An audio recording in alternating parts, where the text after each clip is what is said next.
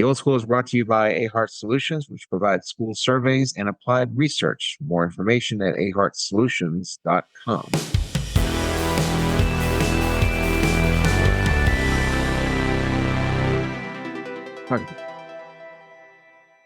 Good morning.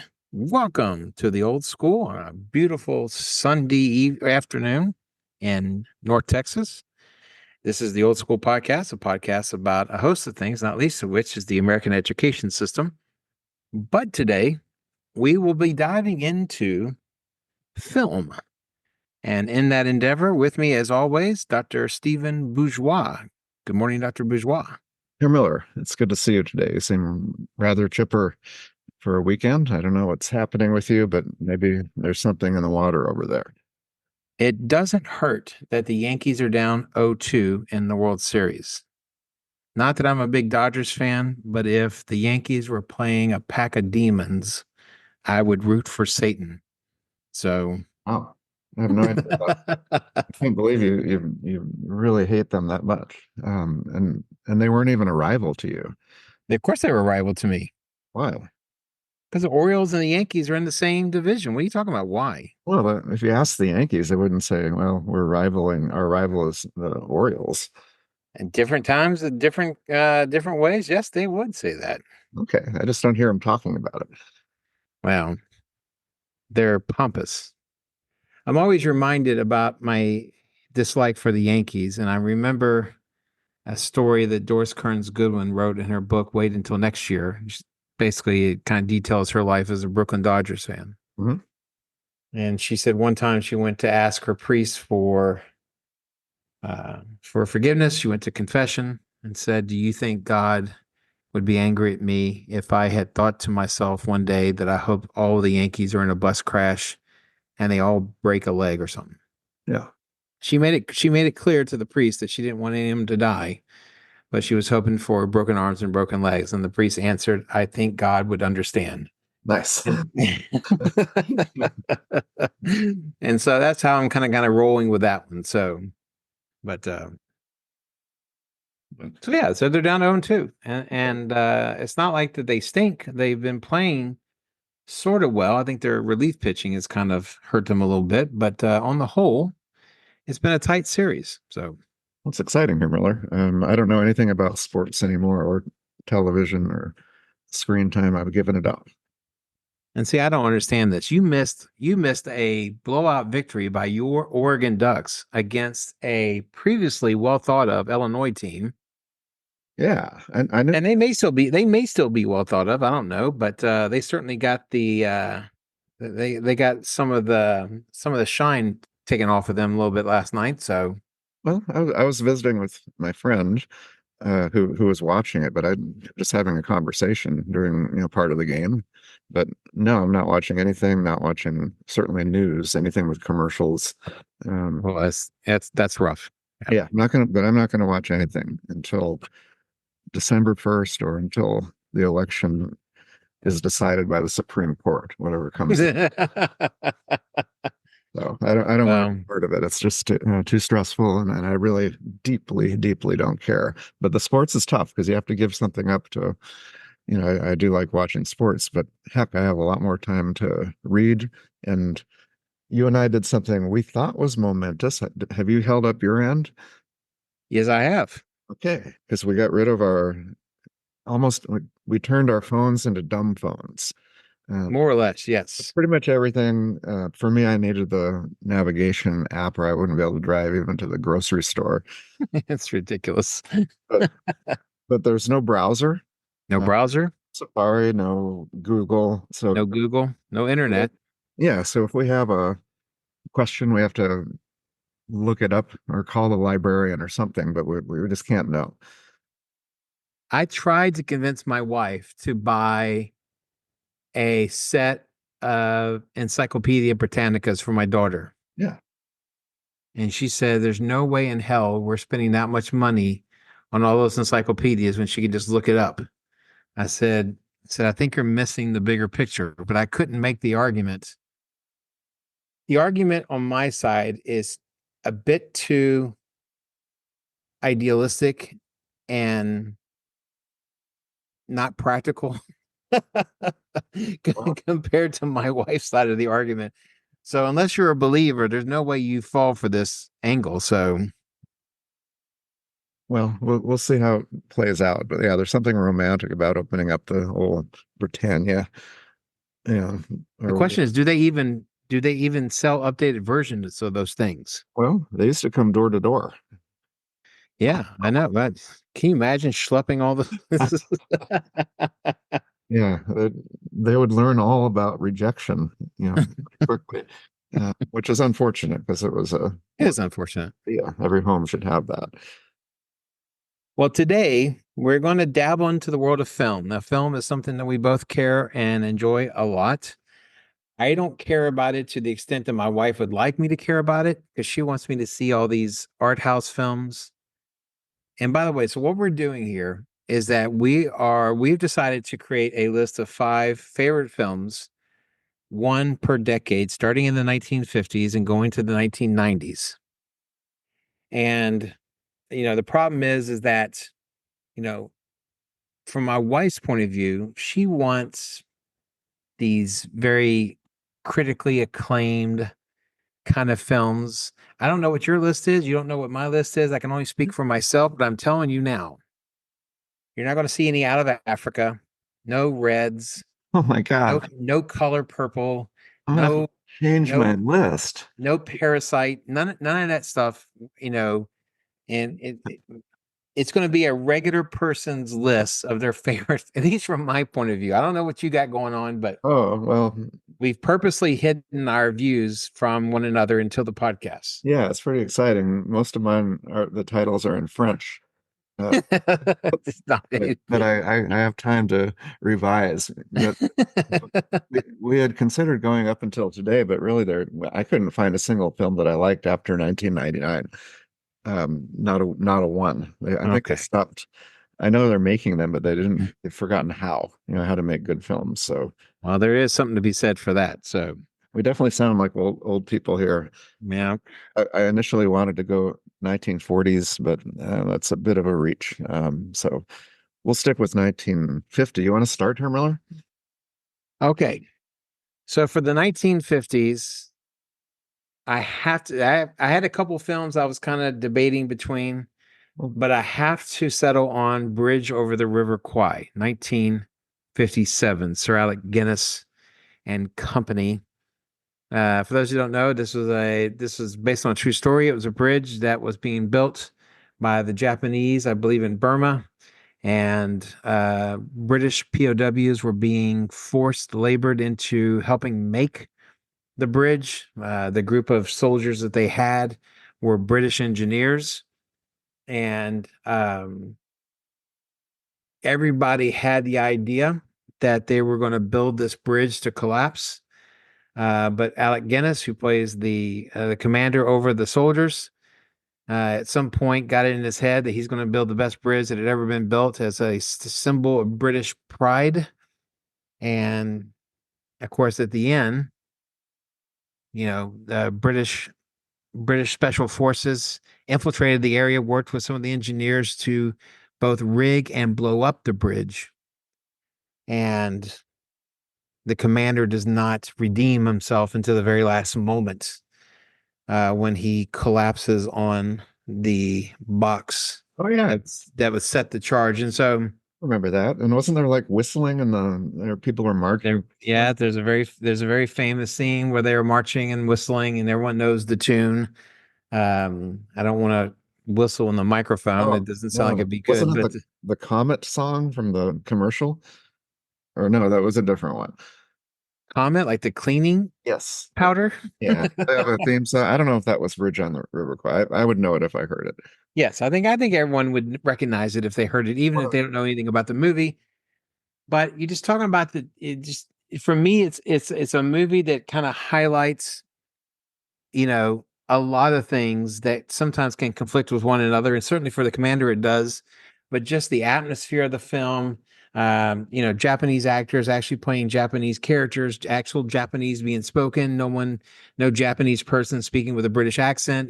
This is, you had a lot of legit footage and actors in this film, and it's so well done. And so that would be mine. What is yours from the 1950s?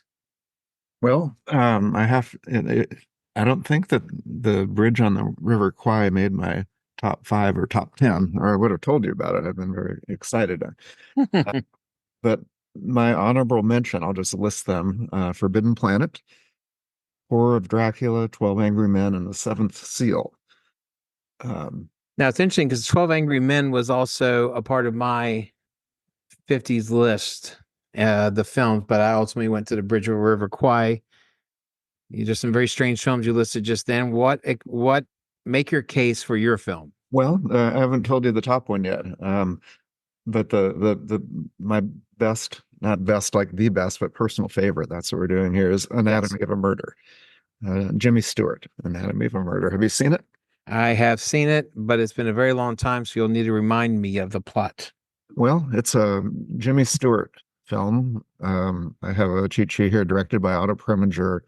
It was actually shot up in Michigan, northern Michigan, from Really? whence I hail. Okay. And so it's a wonderful courtroom drama about a country lawyer who goes up against a big time lawyer from East Lansing, along with the district attorney.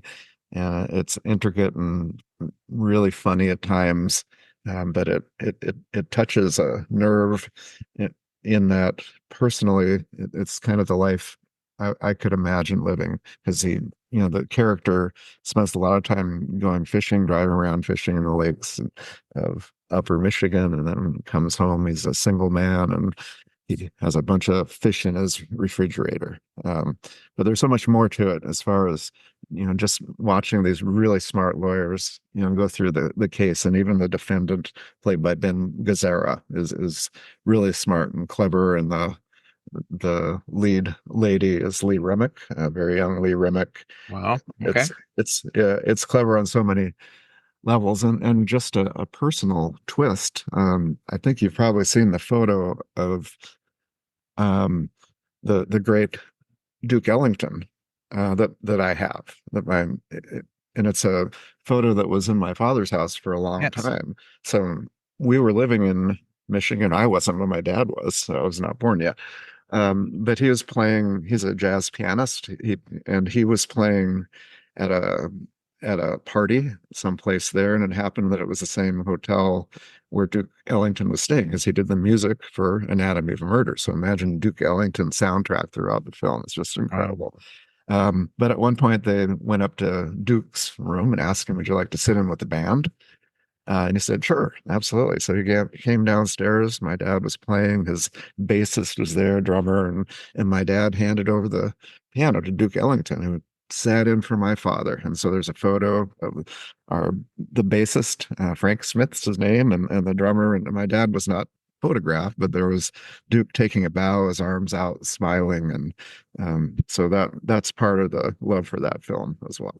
So basically, Duke Ellington usurped your father's limelight, his expertise, and basically, just stole the limelight from your dad. Just for a minute, then you take it back. But there Okay. are certain people that's okay.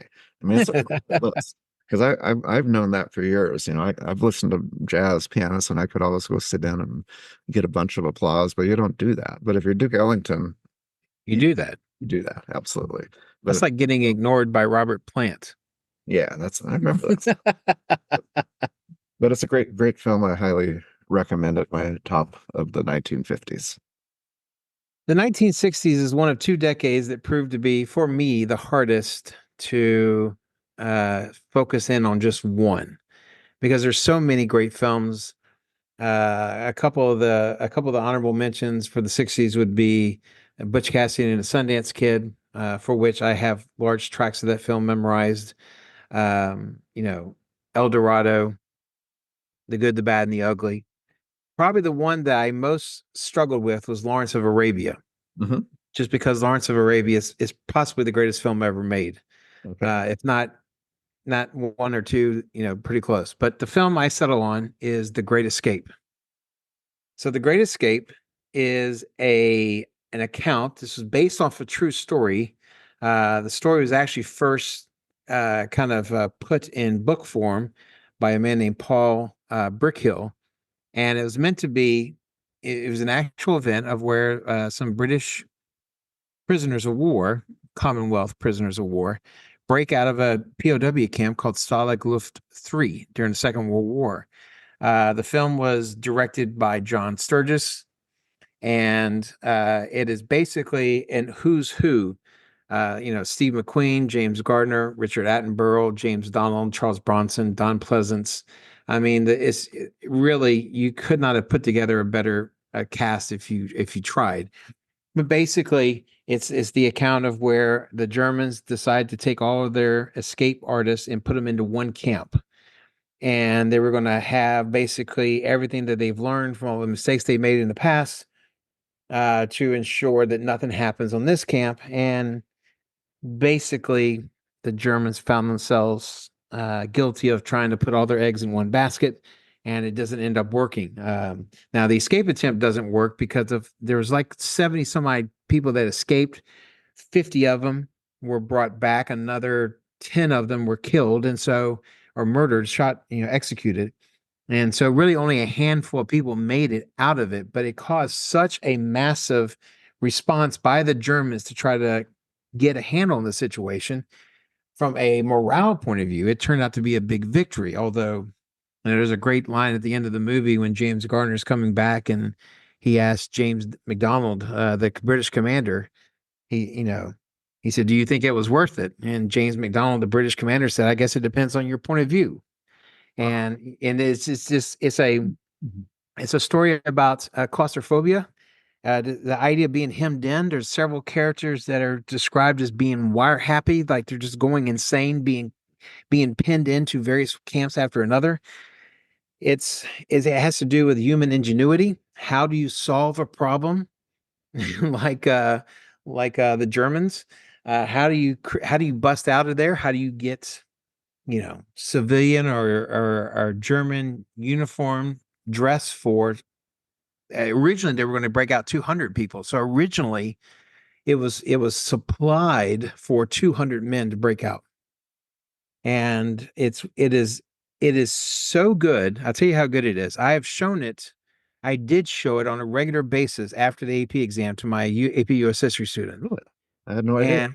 And without fail, they get caught up in it. Really? I mean, it is that good. Okay. So just to be sure, is there anything on your list that's not a war film? Oh yeah. Really? Okay. Oh yeah. Now every decade has a good war film, Well, sure. but no, it's Just not so- every film is a war film. Okay. Well, wonderful. I've seen bits and pieces of that. If you quote it all the time, I do. almost probably every other time we see each other. I don't think that's true.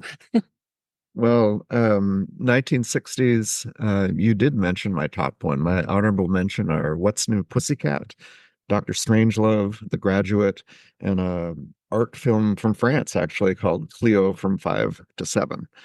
But Butch Cassidy and the Sundance Kid made the top of the list personally, probably because I watched it more than pretty much any other film. Oh yeah, I think that's why you and I quote it so often. We do. I think that's probably our most quoted film, and we've never really talked about the merits cinematically. It's just they take their time. It's a beautiful They do film, and but funny and nicely spirited, but there's something compelling, about, the friendship, and they're a little bit oblivious to just how much danger they're in, and it's sort of comforting in a way. Sure. We'll watch it until they get. Well, I don't want to give away the ending, but it's like 50 years later or something. I think I can do that. But the final scene is tragic, but it doesn't really feel that way at the end. It's just because there's some joy. But Paul Newman, Robert Redford at their best, and just so easy. They're not even working hard to act. It's just the beautiful Catherine Ross was there in that film. Yeah, and they took time to do a song, Burt Bacharach song from beginning to end, and a couple more little, sequences. So I just liked that it was not rushing through.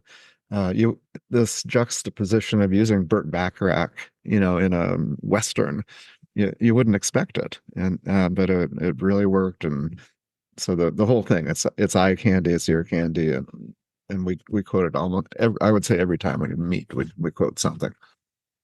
Yeah, I think every time you hear about Butch Cassidy and the Sundance Kid, they are often discussed in rather serious, grave terms. One for either the chaos they created or the way they met their end. Mhm. And so the film, though, shows a rather, kind of humorous, interplay between the two main characters, between the two gentlemen.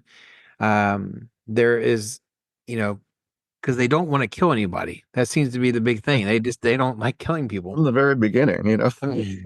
They're trying- So there's something quite charming about them, actually. So yeah, and Robert Redford is such a incredible gunman. It's just he can't be defeated. So that opening moment is sort of fun, uh, watching him be revealed.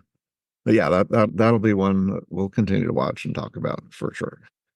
that's the kind of film that probably should be on a satellite that is sent into deep space as part of an initial contact with other species. They have that gold album. I used to be fascinated by this idea. They used to have a gold album of songs that they used to, and like different greetings in different languages. And that's what they sent out on one satellite or another. They got jettisoned off into deep space. And you kind of think, if you're going to do a film collage that represents people on Earth, I think you got to have Butch Cassidy on there. Makes sense. It's a wonderful notion. Yeah, it is. So Well, the 70s, this is more your wheelhouse. well, you And were so born in the seven. No, we were both childs of the '60s. we were both childs of the 60s, but the 70s, I think Yeah. I'm gonna be very fascinated because there's a lot going on in the 70s from thematic wise. And as far as honorable mentions go, I could mention something like Patton, Hmm. which is incredible. I could mention something like The Outlaw, Josie Wells. I could even mention something a bit frivolous like Smokey and the Bandit, which I can quote parts of Smokey and the Bandit. I want hush puppies, Daddy. We ain't got time for that.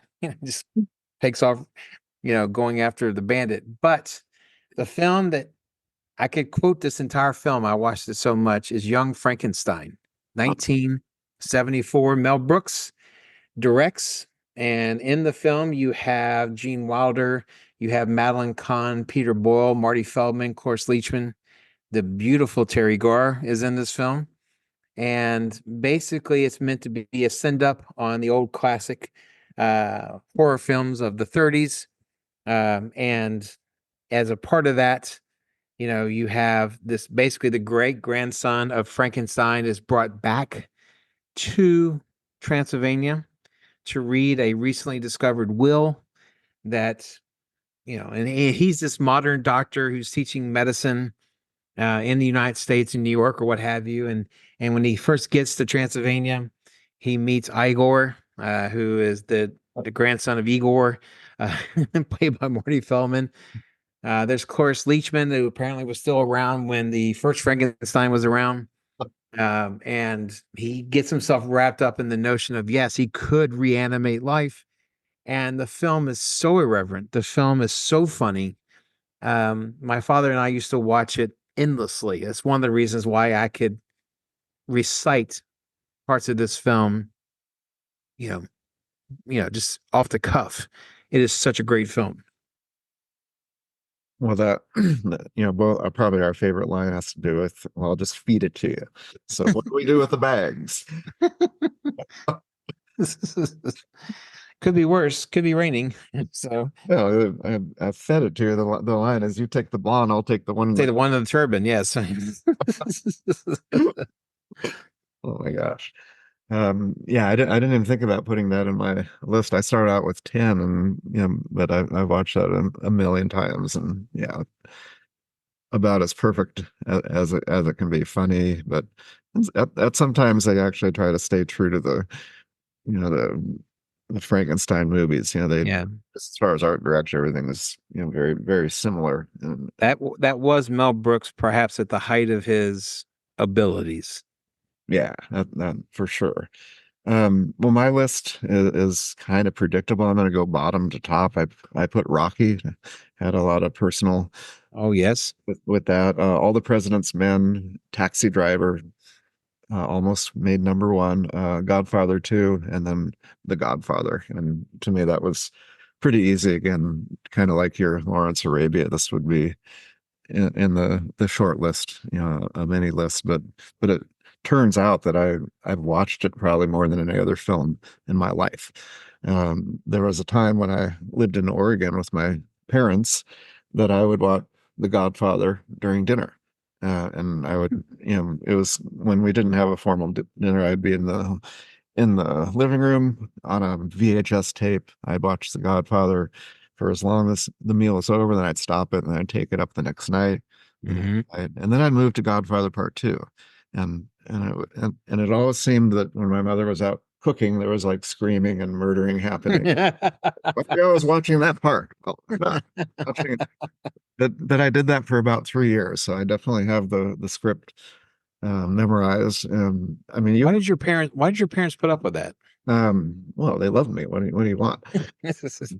But I mean, you can't even talk about the cast. I think the part one is the more engaging for me personally. Part two is a little tougher to watch. It really gets dark, as if the first one wasn't. But you saw the development of Michael Corleone, and I'm wondering, what's that? No, don't talk about three. It's not. You shouldn't call it a Godfather.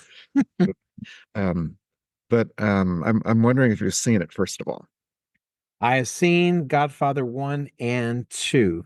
Oh, And so, but beyond having seen it, I think I've seen one twice, or I've seen parts of one twice.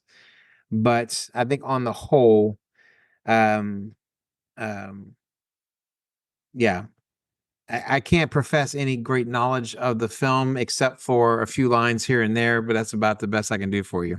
okay. Well, the structure is based upon a series of assassinations, basically, until the very end, where there's this incredible montage of killing the heads of the five families. But there's so much in between, as you do have the family dynamics happening, and then the more unexpected, is that you would think the story is about Marlon Brando, the Godfather, but it's really about his youngest son, Michael, played by Al Pacino, who changes. At first, he wants nothing to do with the family business, and gradually, particularly when his father is shot, he changes, and you can see it happen. And then eventually, he takes over the family, and he's fully formed in part two.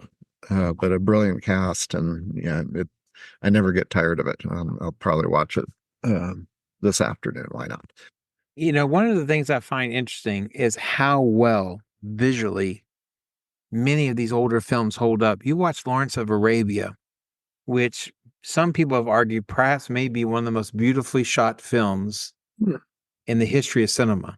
Just as far as like this grand sweeping gestures, these massive desert scenes. I mean, the flowing garments that kind of come off of Lawrence and the other characters, and yes, most of them may not be Arabs, but that's a different story altogether. But nevertheless, it's amazing visually how well some of these films hold up.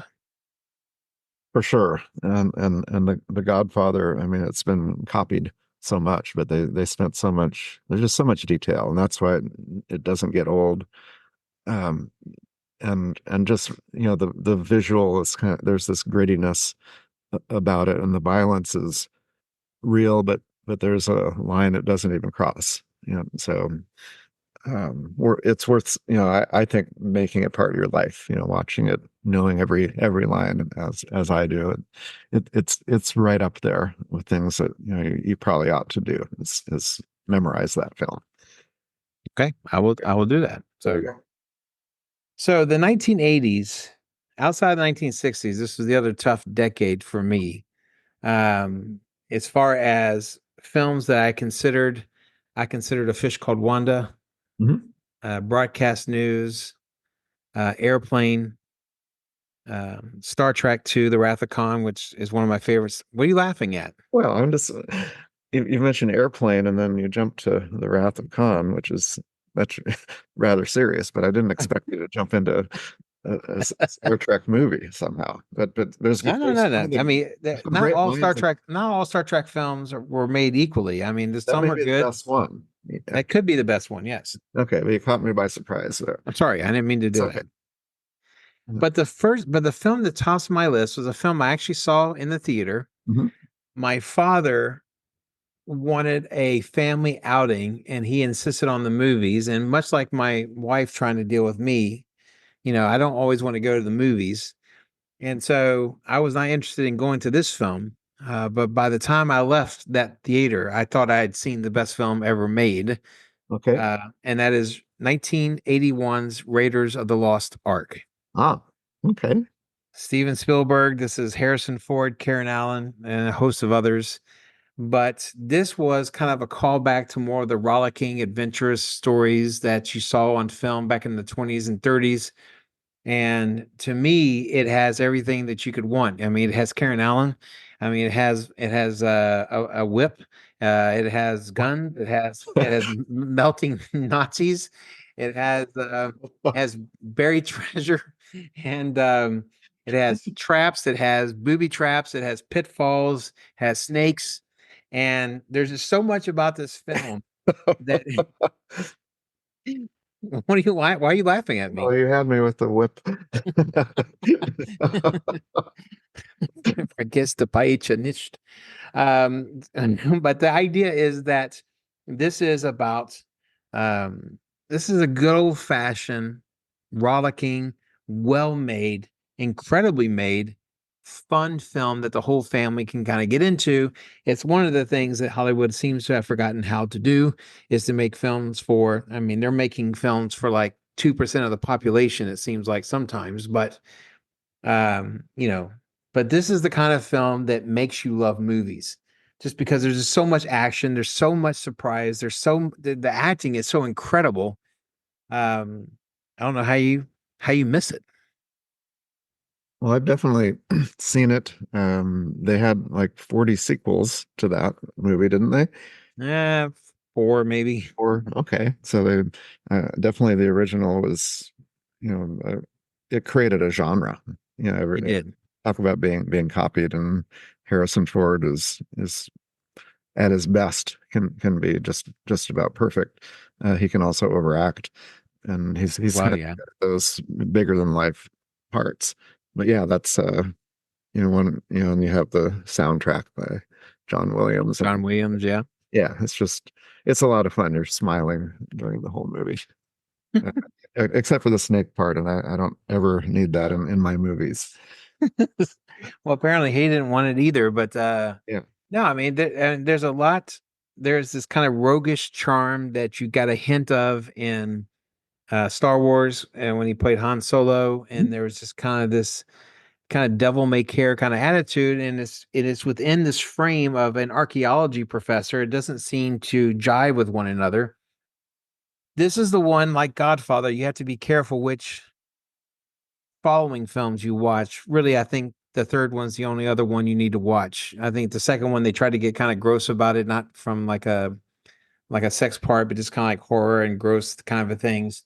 I think the third one with Sean Connery is perhaps the best of the following films. Sure. And so between those two, but certainly the top dog is Raiders of the Lost Ark. All right. Well, 1980s, I listed Amadeus, which a lot of these are Academy Award caliber. There's so many great films in the 80s. Sure.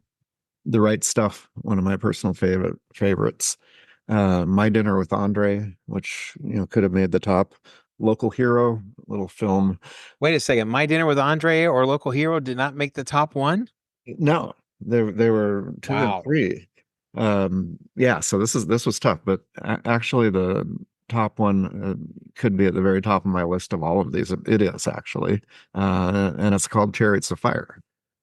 Nice And one. that was an unexpected Academy Award winner. The music by Vangelis just had two runners in the early Olympics in the 1920s, you wouldn't expect it would be a great story or a great film, but they had some insight into competition winning character. There were just so many virtues happening, playing out. Um, and then there's this conflict between faith and competition with one of the athletes, and the other is running with a major chip on his shoulder because he's Jewish at a Christian university.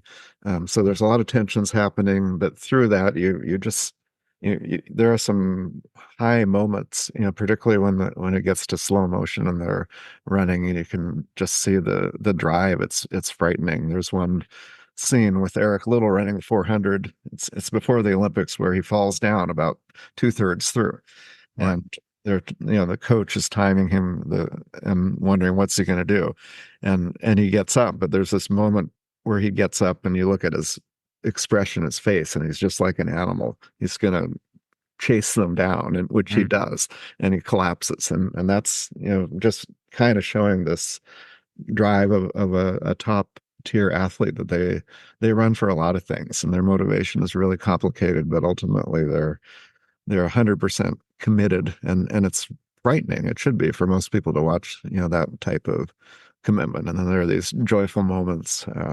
But yeah, I can't really.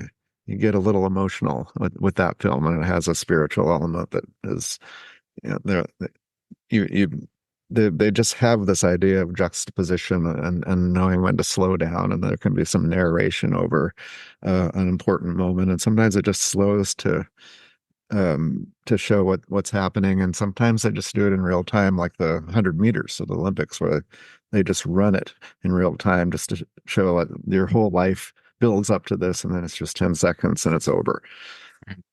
So It is a film. It is a film that it's shocking that it got made. I mean, because if you were trying to pitch this film, I have two upper class Brits in the 1920s who were marathon runners. Right. There's just nothing about it on its face that would seem to suggest blockbuster film, Academy Award winning film, legendary reputation as far as films go. I mean, it's right up there. It's shocking that it was made, and two, it's shocking how well they did it. That's right. And they were sprinters. And if you look back, Harold Abrams actually broke the world record in that run that they showed. And then the other runner, Eric Little, became a missionary and died very young. It's sort of this flashback structure. It's just so well pieced together, and some of the other characters, incredible. I actually named my oldest son off after one of the characters, so Wow, it made an impression. Okay. Well, the 1990s, where it could be generally assumed that's when Hollywood died and stopped making films afterwards. It seemed like there's a handful of films, Unforgiven, which I think is maybe one of Clint Eastwood's best, not the best, but certainly up there. Silence of the Lambs, which could be one of the great films of the 90s. Schindler's List was my number 2 film, and I think that made an impression on me. I think I may have mentioned this before, but when I saw that film in the movie theaters, I saw it as part of a special viewing that included Schindler Jews in the audience. And it was, and nothing can make a Holocaust film even worse as far as tension and just all that goes into it than knowing that there are people around you that experience what you see on the film. But the thing that I keep going back to, and this is sometimes the difference between what Hollywood makes and what people love, and that is the difference between important films and good films. And for me, the best film of the 90s is Hunt for Red October. This is Scott Glenn, this is Alec Baldwin, this is a host of other folks, but this is Sean Connery. James Earl Jones is in this film. Jeffrey Jones is in this film. I mean, this film from start to finish is like a drumbeat of tension that increasingly gets more ratchet up as you go through. I mean, starting from the very beginning when Alec Baldwin's character, this is from a Tom Clancy novel, when he's on a plane, he doesn't want to be on a plane. He doesn't like planes, and it just kind of sets the tone that everything that happens afterwards is going to be as uncomfortable, if not more so. And then you talk about the claustrophobic notion of submarines, which other films have done quite well. Das Boot is perhaps considered the top of the cream of the crop as far as that genre goes. But The Hunt for Red October, it is Cold War politics. It is a Cold War film, and it shows every bit of angst and every bit of uncertainty that many people talk about when they talk about, the fear they used to have of the nuclear weapon, and in some cases they still do. And that is this tension that existed between the United States and the Soviet Union. And it's just a beautiful film. So this is your chance. There's the incredible line where Sean Connery is talking about the decadence and complacency of the Americans. Yeah. Do you mind? No, he talked about how they were going to go to Cuba, but some people may go to Cuba, but we're going to pass by their cities. We're going to pass by their beaches. We're going to listen to their rock and roll, and we shall perform missile drills. Yes. And I thought about that quote, and I even played that curtailed clip of it. Yeah. Every time my students wanted to have like a free day or an easy day or something like that. Yeah. And I would play that, and my kids would roll their eyes. Someone would smile. This part of the deal when you're being in Mr. Miller's class, and especially like on the first day of school. Everyone expects an easy day, and I'm having them get out their notebooks and say, "Let's go! Time's a ticking. You might as well get started." Break out the Sean Connery. I love it. Yeah. I used to play Carmina Burana, that real Yes. Yes. Yeah. Where when I was passing out papers, that were graded, I'd slam them on their desk when that was happening. They hated it. They're really upset by that. But it made me happy, and that's part of teaching. Yeah, I haven't watched that film as many times, but I love that one line, and I saw it in the theater and had a really good experience for sure. Yeah. So the 90s, it's another one with, actually all of my films, at least the top 5, are in the early 90s. So maybe like in 1995, they stopped making films. It's where he peaked. 2000. Yeah. So all mine are before 94. Yeah. So 95, something happened. People forgot how to make films and we're out. But I included a couple that might surprise you might not like, but I put Pulp Fiction down there. Tombstone, just because it's so watchable. JFK, which you clearly don't like, but I love, and I love it as a film, and I almost had it as an honorable mention. Yeah. Historically speaking, it's a horrible film, but from a movie making perspective, it's beautiful. Well, he laid out the truth. Sometimes the truth is hard to take. But yeah, I think a companion piece to All the President's Men in some ways. Watch them. What? Well, no, we're talking about losing confidence in our institutions, and I could watch them back to back, and you could think I had a feeling in the theater when I watched that. I felt like like the government was going to descend upon me, and I had to kind of sneak out. But they still might. So just settle down.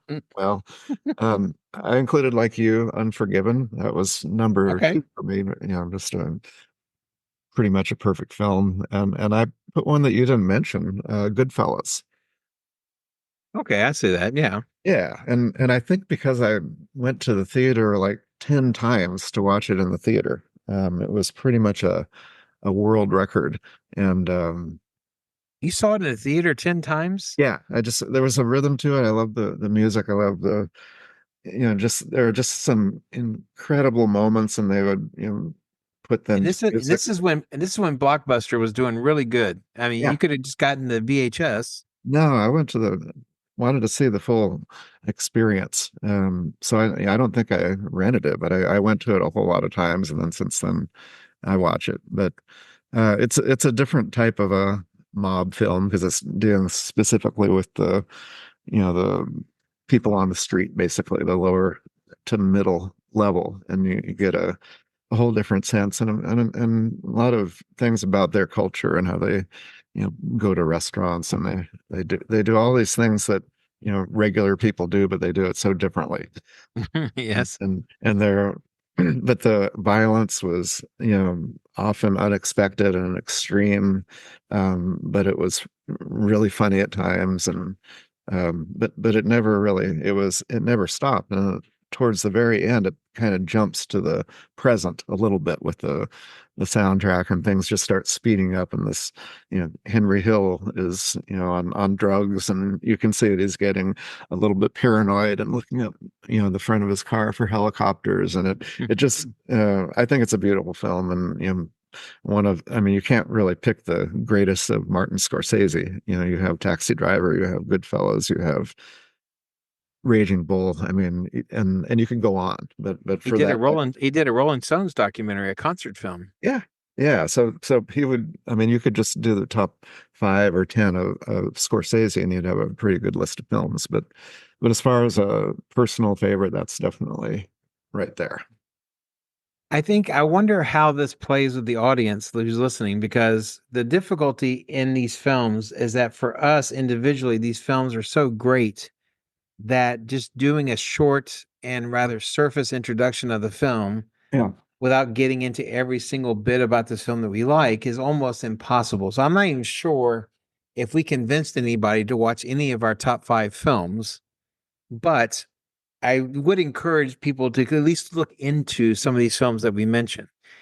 Now, we've talked about the fact of that Spotify has comments now that you can leave, and as part of a review, you can do a 5-star review or whatever the case may be. We encourage you to do comments. We encourage you to chime in. We encourage you to maybe even list the films that you think should have been considered. If you think about the 50s, the 60s, 70s, 80s, 90s, but this is an opportunity to kind of leave comments and to be able to say your piece, as it were.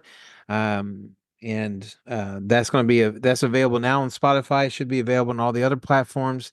Reviews are also now available as well, so you're more than welcome to leave a glowing 5-star review. Or if you don't like it, in the words of Rich Lowery from the Editors Podcast, pretend I didn't say anything and just go about your business. So reviews, comments, all these things tied in. You can kind of make your own piece about it, but certainly these films we think are fairly important. Sounds like we're doing a podcast, and you're going to say hit the subscribe button and get notifications so you don't miss anything. But we're not on YouTube. We're just on Spotify and other streaming services right now. You can follow us. You can leave a comment. You can like us through the reviews. And so there are things that you can do. And listen, we're trying to create a retirement plan for us. We need it quickly. So you people get in gear and let's go. Let's see what you got. Let's see what you have to say. Well, I'm going to leave a comment about Herr Miller and his choice of films, and yeah, I think we're just going to use it to talk to each other. I could see that happening.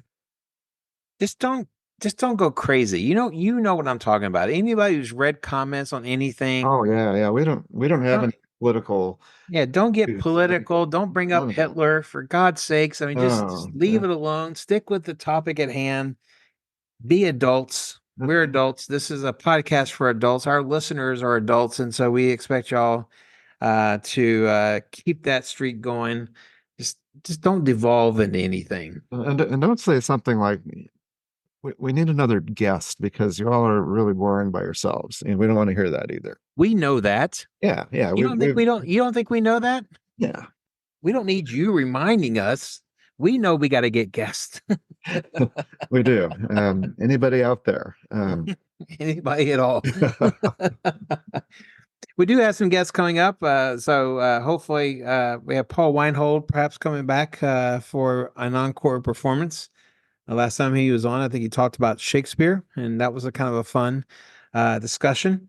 We have Dr. James Sandy at UTA. He's going to be talking about Vietnam. So we got some folks that are coming up. But until then, let the natural charm and personal interaction of your two genial hosts take you through the hour as we say Au revoir. Adieu, Herr Dr. Bourgeois. Auf Wiedersehen, Herr Miller.